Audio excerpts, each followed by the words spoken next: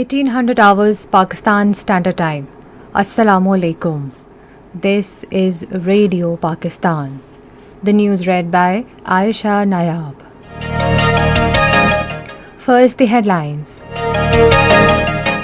Prime Minister says the government is focusing on equitable distribution of resources among rich and poor by ensuring basic amenities of life for all. Chairing a meeting on the progress of low-cost housing schemes for the low-income segments in Lahore today, Imran Khan said federal government will provide full support to housing projects in Punjab under Naya Pakistan housing program. Speaker National Assembly has constituted a high-level committee to contact parliamentary parties regarding electoral reforms.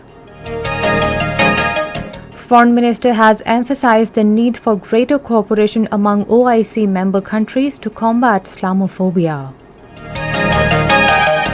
President and Prime Minister have paid a glowing tribute to senior APHC leader and chairman Tehreek-e-Hurriyat Jammu and Kashmir, Ashraf Sehrai, in Kashmir's struggle for right to self-determination. U.S. Secretary of State says Washington would remain engaged with Kabul administration despite withdrawal of its troops from Afghanistan. And now the news in detail. Prime Minister Imran Khan has said that government is focusing on equitable distribution of resources among rich and poor by ensuring basic amenities of life for all.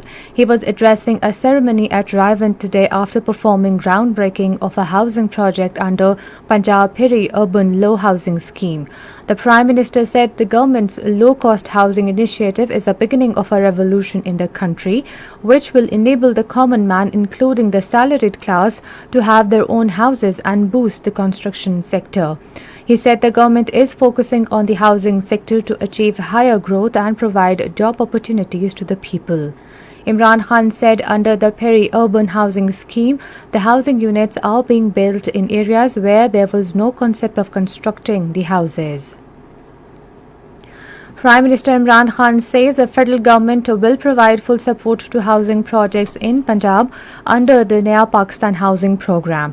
Chairing a meeting on the progress of low-cost housing schemes for the low-income segments of Punjab in Lahore today, he appreciated the sites proposed by the Punjab Housing and Town Planning Agency.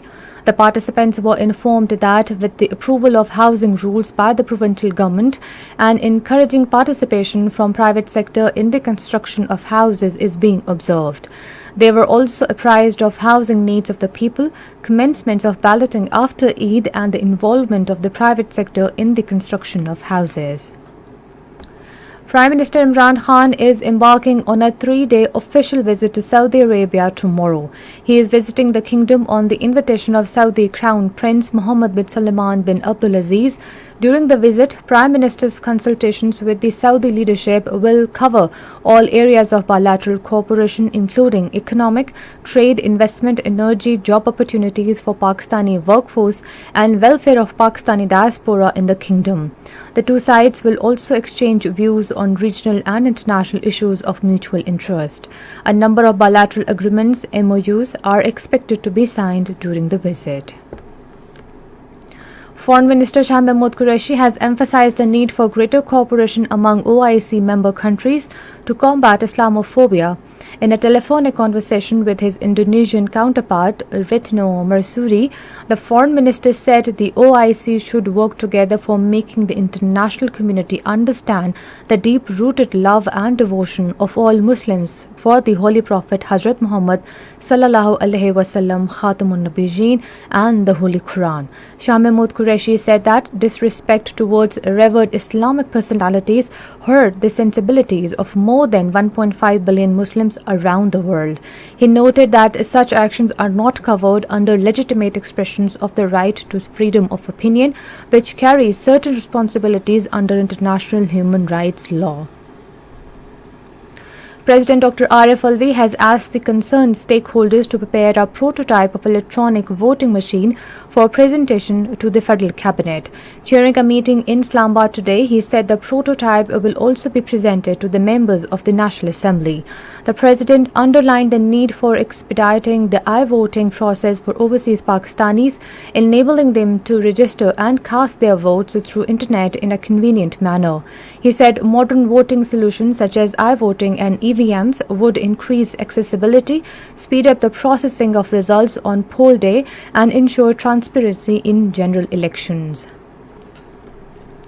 Speaker National Assembly Asad Kaisar has constituted a high-level committee to contact parliamentary parties regarding electoral reforms. The five-member committee comprises federal ministers Pervez Khattak, Chaudhry Fawad Hussain, Asad Umar and Prime Minister's advisor Dr. Babar Awan and Special Assistant Malik Amir Dogar.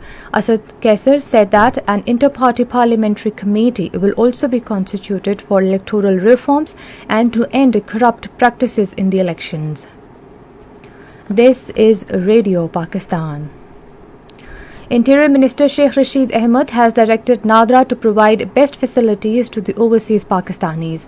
During a meeting in Islamabad today, he said no negligence will be tolerated in provision of services to the overseas Pakistanis. He said online facilities should further be promoted on the pattern of e-visa. Pakistan and Turkmenistan have agreed to enhance bilateral economic and trade cooperation in different potential sectors for broadening the trade connectivity between both sides. The agreement came in the second meeting of Pak-Turkmenistan Joint Working Group on Trade held virtually in Islamabad today. The meeting was co-chaired by Additional Secretary Ministry of Commerce Pakistan Humaira Kareem and Head of Department of Foreign Economic Relations Turkmenistan Meridin Anagloyev. In his remarks, the Additional Secretary said that Pakistan and Turkmenistan have long-standing diplomatic and commercial relations and Pakistan attaches great importance to its relations with Turkmenistan. President Dr. Arif Alvi and Prime Minister Imran Khan have expressed profound grief and sorrow over the demise of senior All Parties Hurriyat Conference leader and Tehreek-e-Hurriyat Jammu and Kashmir chairman Ashraf Sehrai. In their separate statements, they paid rich tributes to the role played by him in the Kashmiri struggle for right to self-determination. The President in his statement said that Ashraf Sehrai's struggle against Indian state terrorism and oppressive tactics will always be remembered. He said that India cannot suppress the Kashmir struggle by incarcerating the Hurriyat leadership. Prime Minister Imran Khan in his statement said that he is deeply saddened by the demise of Kashmiri leader Ashraf Sehrai in illegal Indian custody. He said Indian operation by Kashmir is a bellow on international community's collective conscience. The Prime Minister said we will continue to support Kashmiri's just struggle for right to self-determination in accordance with United Nations Security Council's resolutions. Meanwhile, Indian troops in their fresh act of state terrorism martyred 3 more Kashmiri youth in Shopian district today. The troops martyred the youth during a cordon and search operation in Imam Sahib area of the district. In India, as cases continue to reach record level across the country, the concerns are mounting about delays in supplying the aid to those most in need. Officials in some of India's worst hit states told BBC that they have still not received any supplies.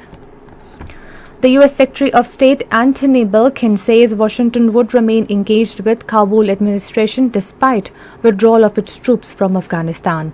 Talking to media in Britain following a meeting of the foreign ministers of G7 group of industrialized nations, he said the last soldier will leave Afghanistan by September. The second and last cricket test between Pakistan and Zimbabwe will begin at Harare tomorrow. The match will start at 12:30 hour Pakistan Standard Time. Pakistan lead the 2-match series 1-0. And finally, the weather. Partly cloudy weather is expected in upper and central parts of the country during the next 12 hours. However, a rain, wind, thunderstorm is expected in North Punjab, Khyber Pakhtunkhwa and northwestern Balochistan, while isolated rain thunderstorm is expected in Potohar region, Gilgit-Baltistan and Kashmir during the period. Weather will remain dry in other parts of the country. And that is the end of the news. For more news and analysis, log on to our website radio.gov.pk and also watch live video streaming of our bulletin on the link facebook.com/Radio Pakistan News Official.